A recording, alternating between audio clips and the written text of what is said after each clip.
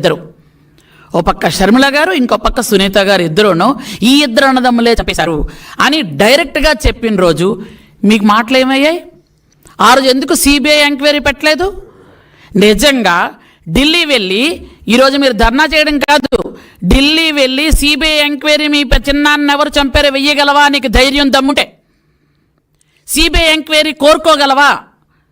ఎవరు చంపారో అది చెయ్యలేవు, ఎందుకంటే మీ ఇంట్లోనే చంపారు. మీరేమో ప్రజాస్వామ్యం గురించి మాట్లాడుతున్నారు.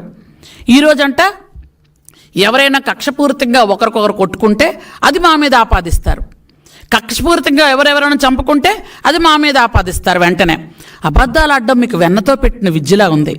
ఎందుకంటే మొదటి నుంచి అదే. మీ బాబాయిని చంపేసిన తర్వాత మీరే చంపేసి గుండెపోటు అన్న అంత పెద్ద అబద్ధం ఆడిన వాళ్ళు చిన్న చిన్న అబద్ధాలు ఆడరని మేమైతే అనుకోవడం లేదు. ఎందుకంటే మీకు ప్రజాస్వామ్యం అని కానీ, మనుషులని కానీ, మానవత్వం అని కానీ మచ్చుకు కూడా ఎక్కడా కనిపించలేదు జగన్ రెడ్డి నీకు. ఈరోజు మీరు మాట్లాడుతున్నారే 33 చనిపోయారు, సిగ్గనిపించట్లే మాట్లాడడానికి. 3 4 ఎక్కడో మీరే నరుక్కొని మీరే చంపేసుకొని 33 చనిపోయారు. 30,000 మంది ఆడపిల్లలు కనిపించకుండా పోతే ఆ రోజు ఏమైంది నీ మాటలు? గత 5 సంవత్సరాలుగా 30,000 మంది ఆడపిల్లలు మేం చెప్పలే, అది రిపోర్ట్లు చెప్తున్నాయి, గవర్నమెంట్ రిపోర్ట్స్ చెప్తున్నాయి. ఆ రోజు ఏమైంది? ఆ రోజు ఏ గవర్నర్ని కలిసావు? తాడేపల్లి కొంపలో పరదాలు వేసుకొని కూర్చున్నావు. ఇతనికి ఏంటంటే చిన్నపిల్లలకు చాక్లెట్ ఇస్తే బయటకు వచ్చినట్టు ఈయనకి శవం కనిపిస్తే బయటకు వస్తాడు నవ్వడానికి. శవం కనిపించగానే శవం ఎక్కడ దొరుకుతుందా అని అదేమి అలవాటో నాకు అర్థం కాలే. కొన్ని సినిమాల్లో నేను చూశాను, ఎవరైనా ఏడుస్తూ ఉంటే ఈయన నవ్వుతూ ఉంటాడు ఎదురుగున్న ఆయన. అలా ఉందన్నమాట. ఎవరైనా చనిపోతే వెంటనే పరదాలను వదిలేసి వెంటనే అక్కడికి వచ్చేసి వాళ్ళని పలకరించడు, నవ్వుతూ పథకాల గురించి మాట్లాడతాడు. ఈయన మైండ్ ఏంటో, ఆ పద్ధతి ఏంటో నాకు అస్సలు అర్థం కాలే. మీరు ఇలా మాట్లాడుతున్నారే. మరి ఆ రోజు డాక్టర్ సుధాకర్ గారిని నడి రోడ్డు మీద చంపారే, నడి రోడ్డు మీద మీ వాళ్ళే చేశారే, మరి అతని గురించి ఎందుకు మాట్లాడట్లేదు? మీ సొంత చిన్న గురించి ఎందుకు మాట్లాడడం?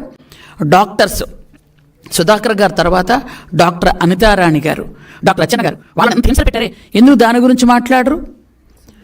పూర్తిగా అసలు ఈరోజైతే అసెంబ్లీకి ఒక మహానుభావుడు వస్తుంటే నాకు సిగ్గనిపించింది. దేవాలయం లాంటి అసెంబ్లీకి ఒక డ్రైవర్ని చంపేసి డోర్ డెలివరీ చేసి పెద్ద ఉత్తముళ్లాగా మళ్ళా వచ్చి ఈరోజేమో ప్రజాస్వామ్యం కూని అయిపోతుంది అంటున్నాడు ఒక ఆయన అసలు ఏం వాళ్ళు వచ్చి ప్రజాస్వామ్యం గురించి మాట్లాడుతున్నారే. 4 రోజులు 2 నెలలు చంపేశాను నొప్పుకొని జైల్లో ఉండి వచ్చిన అతను సుబ్రహ్మణ్యం ఒక దళితుడిని చంపేశారు. ఈరోజు ఆ మహానుభావుడు వచ్చి ఎన్ని మాటలు మాట్లాడుతున్నాడంటే పూర్తి మళ్ళీ చూస్తే అనంతమంతా చెప్పినటువంటి అనంతబాబు ఏదో ఈయనకి అస్సలు ఎక్కడా ఏం మచ్చలేనట్టు. ఎంత దారుణం అంటే డ్రైవర్ని చంపేసి డోర్ డెలివరీ చేశాడు ఆయన, జైల్లో ఉండొచ్చాడు. ఈరోజు ఆయన ప్లకార్డులు పట్టుకొని ఆయన బయట ఏమో తిరుగుతున్నాడు.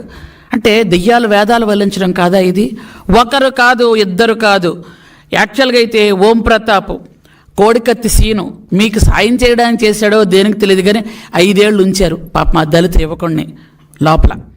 అలాగే హనుమాయమ్మ, స్నేహలత, రమ్య, వెంకాయమ్మ, శ్యామ్ కుమారు, కర్రీ శ్రీకాంత్, జడ్జి రామకృష్ణ గారు, వీళ్ళందరూ గుర్తులేదా? చనిపోయిన వాళ్ళంతా ఆత్మలై మీ చుట్టే తిరుగుతున్నారేమో నాకు తెలిసి. వీళ్ళందరూ గుర్తులేరా? మీరేమో మాట్లాడుతున్నారు. నిజంగా మీకు ధైర్యం ఉంటే, నిజంగా మీరు ప్రజాస్వామ్యాన్ని కోరుకొని ఉంటే మీ చిన్నాన్ని ఎవరు చంపారో సిబిఐ ఎంక్వైరీ వేయండి. సిబిఐ వాళ్ళు వస్తే బాంబులు వేస్తామని బెదిరించి పంపించిన మీరు కూడా ప్రజాస్వామ్యం గురించి మాట్లాడుతున్నారేంటి జగన్మోహన్ రెడ్డి గారు? ఏం విడ్డూరం అండి ఇది? సిబిఐ వాళ్ళు వస్తే